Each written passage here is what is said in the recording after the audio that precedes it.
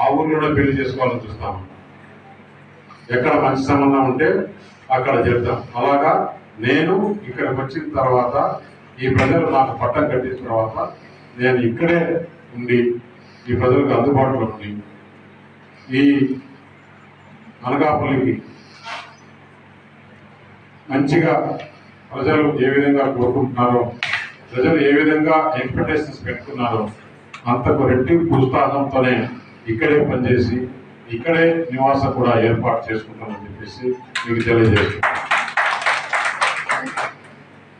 మొన్న చూశాను ప్రధానమంత్రి నరేంద్ర మోడీ గారు ఏ విధంగా మళ్ళా మూడోసారి ప్రధానమంత్రి అయినారో.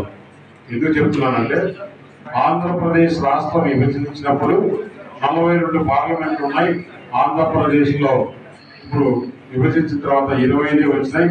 42 ఉంటే మనం శక్తి ఎక్కువ ఉండేదని. అయినా కూడా ఇక్కడ జగన్మోహన్ రెడ్డి చేసిన అరాచక పాలన వల్ల ప్రజలు ఏం చేశారంటే ఈ కూటమి ఎప్పటికీ విడిపోకుండా ఆంధ్రప్రదేశ్ పార్లమెంటు సభ్యులతోనే కేంద్ర ప్రభుత్వం ముడిపడి ఉండే విధంగా